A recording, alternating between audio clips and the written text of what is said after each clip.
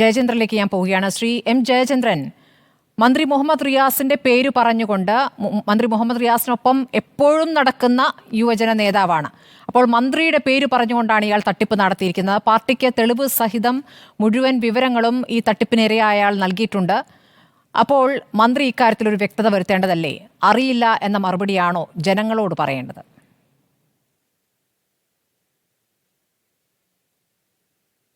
സ്മൃതി, അത് ഈ വിഷയം ഞാൻ മനസ്സിലാക്കിയെടുത്തോളം എല്ലാ തിങ്കളാഴ്ചയും കോഴിക്കോട് CPM-ന്റെ സംസ്ഥാന സെക്രട്ടേറിയറ്റ് യോഗം ചേരാറുണ്ട്. നാളെയും ചേരുന്നുണ്ട്. അതിൽ മന്ത്രി മുഹമ്മദ് റിയാസും പങ്കെടുത്തേക്കാൻ ഇടയുണ്ടെന്നാണ് കേൾക്കുന്നത്. അപ്പോൾ അത് സംബന്ധിച്ച് നാളെ ഒരു വ്യക്തത കോഴിക്കോട് ജില്ലാ സെക്രട്ടേറിയറ്റ് ഒരുപക്ഷെ വരുത്തിയേക്കാമായിരിക്കാം. കാരണം ഈ പ്രശ്നം പരാതി ഉണ്ടാവുന്നത് ജില്ലാ കമ്മിറ്റി ഒന്നും വിളിപ്പിച്ചിട്ടില്ല. നാളെ ജില്ലാ കമ്മിറ്റി വിളിച്ചിട്ടില്ല. നാളെ എല്ലാ തിങ്കളാഴ്ചയും ചേരുന്ന കോഴിക്കോട് ജില്ലാ സെക്രട്ടേറിയറ്റ് യോഗമാണ് നാളെ ചേരുന്നത്. നാളെ കോഴിക്കോട് ജില്ലാ കമ്മിറ്റി യോഗം വിളിച്ചിട്ടില്ല.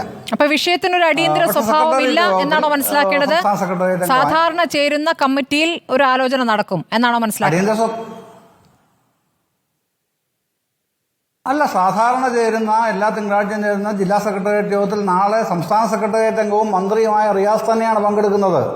അതാണ് പ്രാധാന്യം. അടിയന്തര സ്വഭാവം ഉണ്ടെന്നുള്ളതുകൊണ്ടാണല്ലോ അങ്ങനെ വരുന്നത്, അല്ലേ? അതങ്ങനെയാണ്. 3 മാസം മുമ്പാണ് ഈ പ്രശ്നം ഉത്ഭവിക്കുന്നത്. അത് റിപ്പോർട്ടർ തന്നെ ശ്രീജിത്തിന്റെ റിപ്പോർട്ടുകൾ തിരുവനന്തപുരത്ത് നിന്ന് പറഞ്ഞിട്ടുണ്ടായിരുന്നല്ലോ. അത് ശരിയാണ്. 3 മാസം മുമ്പാണ് ഈ പ്രശ്നം ഉണ്ടാകുന്നത്. പക്ഷേ ഈ റിപ്പോർട്ടുകളിൽ പൊതുവെ പറഞ്ഞു പോരുന്നത് പോലെ ഒരു പുരുഷ ഡോക്ടർ, മെയിൽ ഡോക്ടറല്ല, മറിച്ച് ഒരു സ്ത്രീ ഡോക്ടറുടേതാണ് പ്രശ്നം. സ്ത്രീ ഡോക്ടർക്കാണ് PSC അംഗത്വം നൽകാം എന്ന് ആരോപിച്ച് 60 ലക്ഷം രൂപ അഡ്വാൻസ് ആയിട്ട് പറയുകയും അതിൽ 20 ലക്ഷം രൂപ അതിൻ്റെ ടോക്കൺ അഡ്വാൻസ് എന്നുള്ള നിലയിൽ വാങ്ങിക്കുകയും 2 ലക്ഷം രൂപ ഈ പറഞ്ഞ സ്മൃതി തന്നെ ഇപ്പോൾ ഇൻട്രോയിൽ സൂചിപ്പിച്ച ആ നേതാവ് CPM Kozhikode area committee central പ്രവർത്തിക്കുന്ന നേതാവാണ്. അയാൾ 2 ലക്ഷം രൂപ അയാളുടെ യാത്രാ ചെലവുകൾക്കായിട്ട് വാങ്ങിക്കുകയും ചെയ്തു എന്നുള്ളതാണ് പരാതി.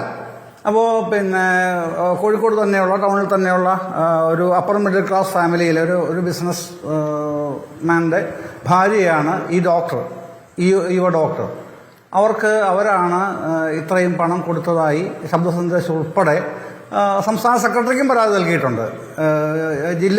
ജില്ലാ കമ്മിറ്റിക്ക് പരാതിയുണ്ട്. അതൊക്കെ ഉണ്ടാകുമ്പോൾ അത്ഭുതകരമായ കാര്യം എന്താണെന്നറിയാമോ സ്മൃതി? ഇതിൻ്റെ അകത്ത് ഞാൻ ഈ ആക്ഷേപിക്കാൻ വേണ്ടി പറയാമെന്ന് പറയരുത്.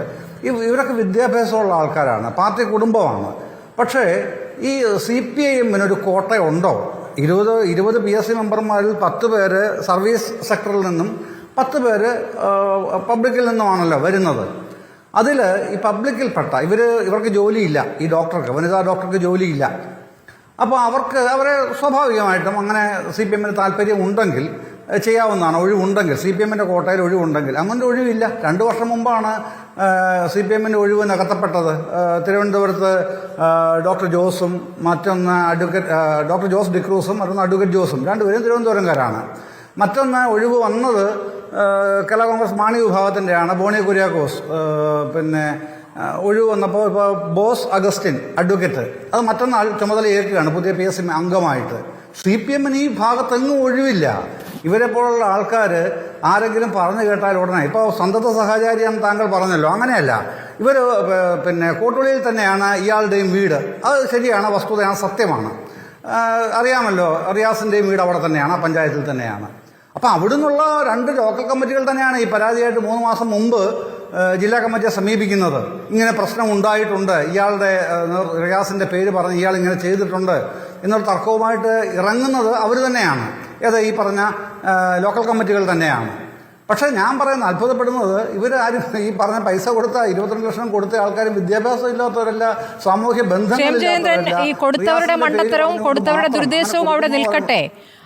പക്ഷേ ഈ വിഷയത്തിൽ ഇപ്പോൾ താങ്കൾ പറയുന്ന പ്രകാരമാണെങ്കിൽ 3 മാസം മുമ്പ് നടന്ന സംഭവം പരാതി കൊടുത്തത് ഈ അടുത്ത ദിവസമാണെന്നാണ് ഞാൻ മനസ്സിലാക്കുന്നത്. അതല്ല, 3 മാസം മുമ്പ് പരാതി കിട്ടിയിട്ടും അതിൽ അടയിരിക്കുകയായിരുന്നു എന്നാണ് മനസ്സിലാക്കുന്നത്. അല്ലല്ലോ, അല്ല. അപ്പോൾ പരാതി കിട്ടിയിട്ടുണ്ട്. പരാതി കിട്ടിയിട്ടുണ്ട്. അല്ലല്ല, ഞാൻ ചോദിക്കുന്നത് കാര്യമേ ഉള്ളൂ ശ്രീ എം ജയചന്ദ്രൻ. പരാതിയുണ്ട്.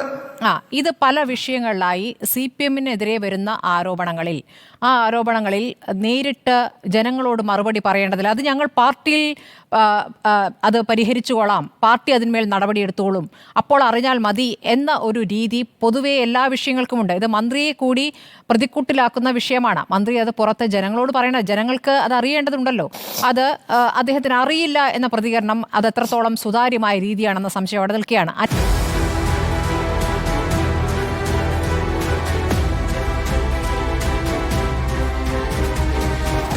Debate with Smriti Parithikad.